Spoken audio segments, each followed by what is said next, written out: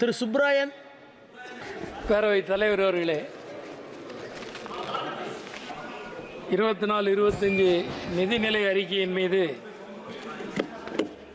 இந்திய கம்யூனிஸ்ட் கட்சியின் சார்பில் என்னுடைய சில கருத்துக்களை தெரிவித்துக் கொள்ள விரும்புகிறேன். இந்த பட்ஜெட்டில் சில வாக்குறுதிகள் சொல்லப்பட்டிருக்கின்றன. ஆனால் ஏற்கனவே கொடுத்த வாக்குறுதிகள் எதையும் நிறைவேற்றாத ஆளுங்கட்சியினர் புதிதாக வாக்குறுதி கொடுப்பதை எவ்வாறு நம்புவது? நம்பகத்தன்மை உள்ளவர்களாக இவர்கள் 10 ஆண்டு காலம் நடந்து கொள்ளவே இல்லை. 10 ஆண்டு காலம் கொடுத்த வாக்குறுதிகள் எவற்றையும் நிறைவேற்றவில்லை. பின்னர் இப்பொழுது புதிதாக வாக்குறுதி கொடுப்பது முதலில் ஏமாற்றியதைப் போல் மீண்டும் ஏமாற்றுவதற்கான ஒரு முயற்சியை தவிர வேறொன்றில்லை. அதே மாதிரி வளர்ச்சி முன்னேற்றம் என்று திரும்ப திரும்ப சொல்லுகிறார்கள். எங்கே வளர்ச்சி, எங்கே முன்னேற்றம்? WHO-வும் யுனிசெஃப்பும் என்ன சொல்லுகிறது? இந்தியர்களில் 74.1% இந்தியர்களுக்கு ஊட்டச்சத்து கிடைப்பதில்லை. முக்கால் பகுதியினருக்கு ஊட்டச்சத்து இல்லை என்ற ஒரு நிலை இருக்கிற போது என்ன வளர்ச்சி, என்ன முன்னேற்றம்? யாரை ஏமாற்ற விரும்புகிறது இந்த ஆளுங்கட்சி என்பதை யோசித்து பார்க்க வேண்டும். அதே போல பணவீக்கம் கட்டுக்குள் இருக்கிறது என்று பொருளாதார ஆய்வறிக்கை சொல்லுகிறது. ஆனால் நிலைமை என்ன? ஜூலையில் 9.4% பணவீக்கம் வளர்ந்து கொண்டே இருக்கிறது. விலைவாசிகள் கட்டுக்குள் இல்லாமலே ஏறிக்கொண்டிருக்கிறது. இந்த நிலையில் வளர்ச்சி முன்னேற்றம் என்பது திரும்ப திரும்ப ஏமாற்றும் செயலை தவிர வேறொன்றில்லை. அதே போல இங்கே பீகார், ஆந்திரா சிறப்பு நிதி சில பல உதவிகள் வழங்கப்பட்டிருக்கின்றன. அவற்றை நாங்கள் வரவேற்கிறோம்.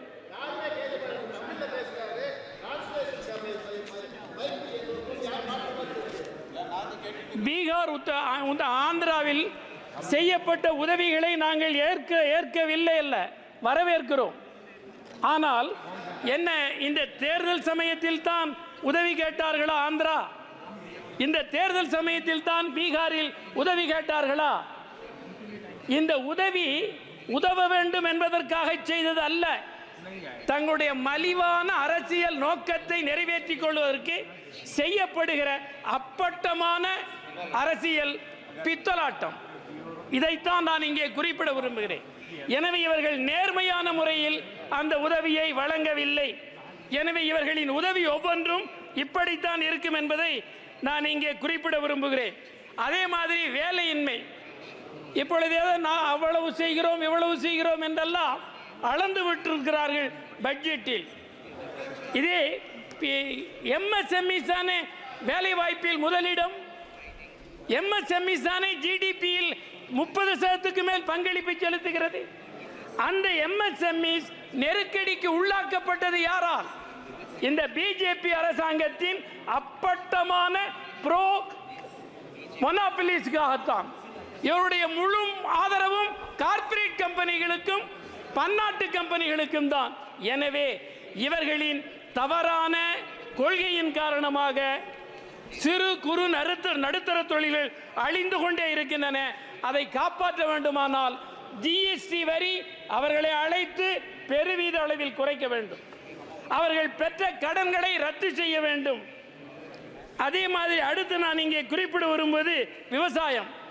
ஏறத்தாழ இந்த 10 ஆண்டுகளுக்கு முன்னர் ஜிடிபியில் விவசாயத்தின் பங்களிப்பு என்ன, இன்றைக்கு விவசாயத்தின் பங்களிப்பு என்ன என்று ஒரு ஒயிட் பேப்பர் பிளேஸ் பண்ணுங்கள்.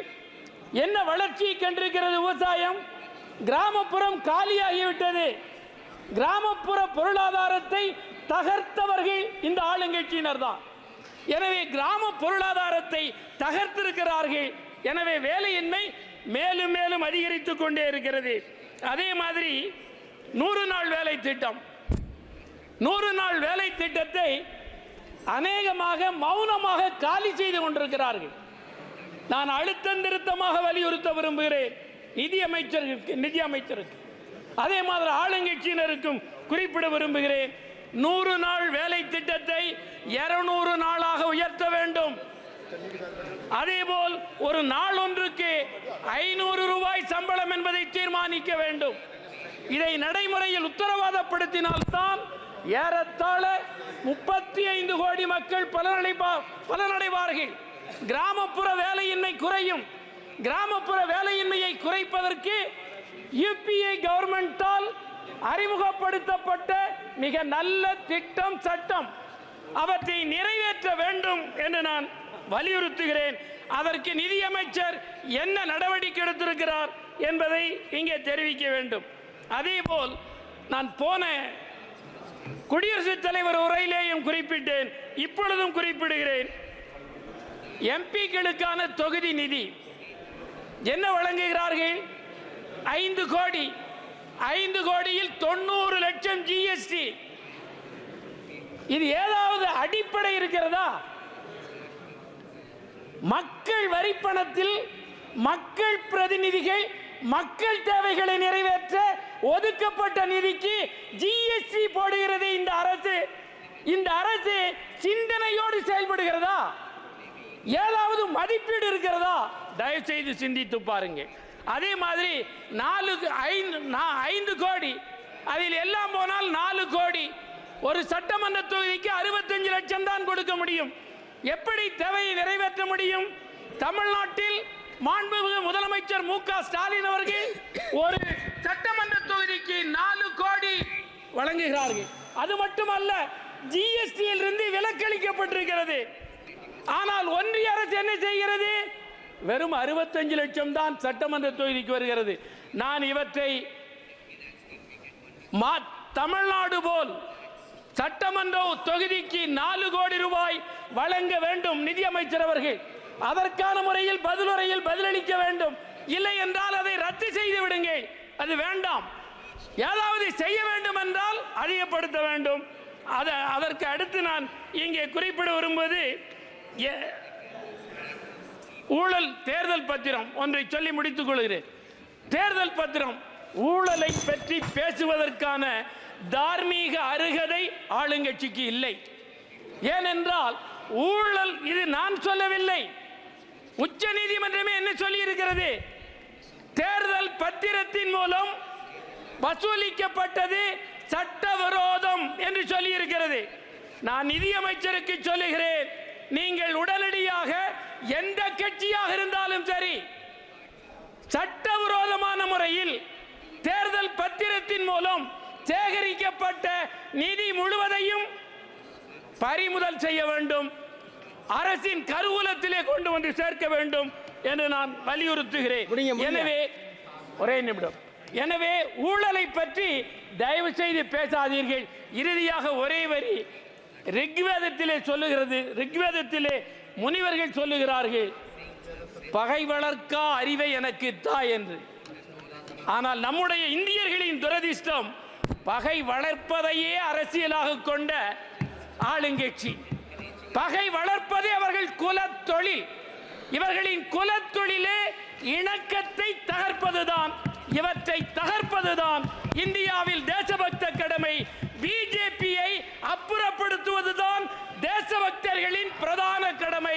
நன்றி, வணக்கம்.